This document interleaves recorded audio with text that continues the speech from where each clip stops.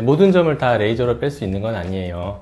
점은 제 기준으로는 보통 한 7mm 정도, 직경 7mm 정도 이상이 되면 칼로 절제술을 할 것을 권하고 있죠. 그래서 7mm보다 작은 점만 레이저로 뺄 수 있답니다.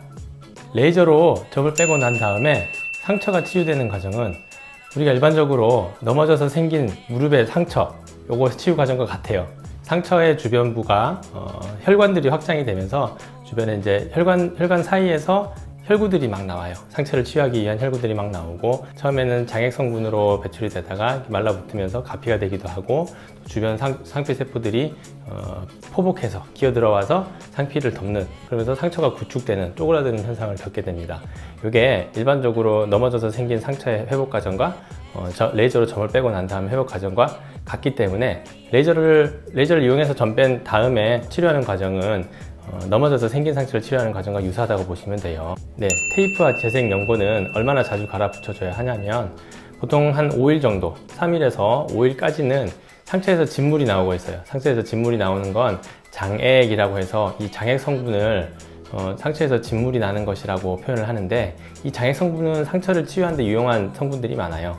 근데 요것들이 배출되는 기간이 보통 한 3일에서 5일 사이예요. 장액 성분이 나오는 데까지는 진물이 흐를 수가 있기 때문에, 그리고 상처가 열려있는 오픈된 상태이기 때문에 그 오픈된 상처 안으로 세균이 얼마든지 들어올 수가 있죠. 그래서 염증이 생기지 않도록 피복을 잘 해주는 게 중요해요. 그래서 반창고 같은 거를 3일에서 5일까지 진물이 나기 전까지는 붙인다, 반드시 붙여야 한다 라고 알고 계시면 되고, 다만 얼굴에 점이 엄청 많은 경우에 10개 이상, 20개 이상 이렇게 많이 뺀 경우에는 반창고를 10개, 20개 다 이렇게 일일이 붙이고 있을 수가 없죠. 그래서 이때는 항생제 연고로 상처에 염증 생기지 않도록 전체적으로 바르는 걸, 상처 주변을 바르는 걸 추천을 드리고 있고요. 항생제 연고를 바르고 난 다음에, 또는 피복제, 반창고를 붙이고 난 다음에 햇빛에 노출되지 않도록 또 관리하는 것이 중요합니다. 왜냐? 상처가 빨갛게 익어 있는 상태에서는 햇빛을 보게 되면 염증이 더 가속화돼서, 염증 후에 우리 동양인들은 피부 타입이 1, 2, 3, 4, 5, 6으로 나뉘는데 우리는 타입 4 정도 됩니다. 타입 4 정도 되는데, 이런 우리 같은 동양인들은 피부가 착색이 올 수가 있어요. 갈색으로. 그것을 염증 후 과색소 침착이라고 얘기하는데, 이 염증 후 과색소 침착을 막기 위해서는 반창고 위에 차광이 될 수 있도록 살색 테이프를 붙이거나, 아니면은 자외선 차단제, 선블락을 바르거나 하는 치료를 또 따로 하셔야 되죠. 아니면 아예 햇빛을 안 보셔야 되는데, 현실적으로 햇빛이 없는 곳이 없죠. 빛이 있는 공간이 빛이 없는 공간이 잘 없죠. 그래서 현실적으로는 자외선 차단제를 바르거나 반창고를 붙여서, 빛이 안 들어올 수 있는 반창고를 붙여서 차광을 하거나 하는 방법을 추천을 드리고 있어요. 자외선 차단제를 왜 발라야 되는지 제가 설명을 드렸죠. 염증 후에 과색소 침착 반응이 오지 않도록, 점은 뺐지만 갈색, 색소 침착이 남지 않도록 관리하기 위해서라고 말씀드렸죠. 그러면 세안과 샤워는 언제 할 수 있느냐?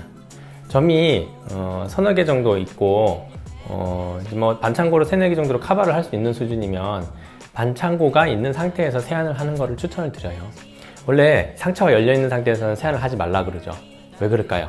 상처가 열려있는 상태에서 세균이 그 안으로 들어갈까봐 그래요. 들어가서 세균이 번식해서 골마버릴까봐. 그래서 조심하라고 말씀드리는 건데, 반창고가 피복이 되어 있는 상태라면 물이 들어갈 일이 잘 없어요. 일반적으로 반창고는 방수 기능 일반적으로 있거든요. 이 방수 기능이 있는 반창고라면 세안을 해도 물이 들어갈 확률이 거의 없기 때문에 이런 경우에는 반창고를 붙여서 방수를 할 수 있어서 세안을 하는데 세균이 침입할 확률이 잘 없습니다. 그리고 점이 너무 많아요. 너무 많아서 많이 뺐어요. 10개에서 20개 이상 많이 뺐어요.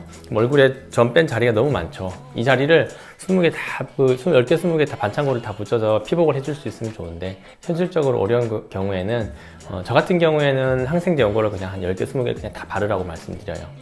자, 이제 순서를 말씀드릴게요. 세안이나 샤워를 레이저 점 빼기 시술을 받고 난 다음에 바로 하는 거는 별로 좋진 않은데, 한 반나절 정도 지나고 난 다음에 진물이 어느 정도 형성된 상태에서 세안을 하는 거는 추천드리는데, 대신에 손으로 문지르면 안 되겠죠. 그냥 흐르는 물에 지나가는 정도만 하시고, 그 흐르는 물에 지나가는 정도의 세안을 하고 난 다음에 항생제 연고를 바르는 거예요. 바르고 그 다음에 로션 같은 거, 그 상처가 아닌 부분을 바르고, 그렇게 하고 주무시는 걸 추천을 드리고, 외출을 해야 되면 마스크 같은 걸 쓰시고, 상처가 한 3일에서 5일 안에는 진물이 나고 있기 때문에 좀 붙여야 돼요. 보이는 부분, 진물이 흐르는 부분을 미리 좀 붙이시고, 선크림을 미리 발라가지고 햇빛을 보지 않도록, 염증 후 과색소 침착 오지 않도록 그렇게 관리해 주세요. 아무리 관리를 잘해도 딱지, 가피 생길 수 있죠.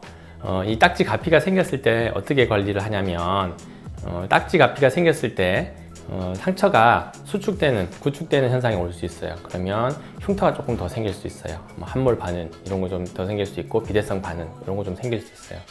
그래서 결론만 말씀드리면, 딱지는 일단 생기지 않도록 관리하는 게 중요합니다. 일단 안 생기도록, 상처가 마르지 않도록 관리를 하면 잘 안 생기는데, 상처가 마르지 않도록 드레싱폼을 잘 붙여준다든지 항생제 연고를 열심히 발라서, 항생제 연고는 기본적으로 기름막 성분이 좀 있어서 방수가 돼요. 그래서 기름막 성분을 좀 발라준 항생제 연고를 이용해서 상처에 가피가 생기지 않도록 유도하는 게 중요하고, 혹시 생겼다 하더라도 반창고를 이용해서 다시 덮어주세요. 피복을 해주면 상처가, 가피가 다시 이제 반창고를 붙여서 가피가 더 딱딱해지거나 주변부 뭉치지 않도록 관리하는 게 중요할 것 같아요. 그래서 일단 생긴 가피는 반창고를 붙여서 더 딱딱해지지 않고 더 두꺼워지지 않도록 관리해 주세요.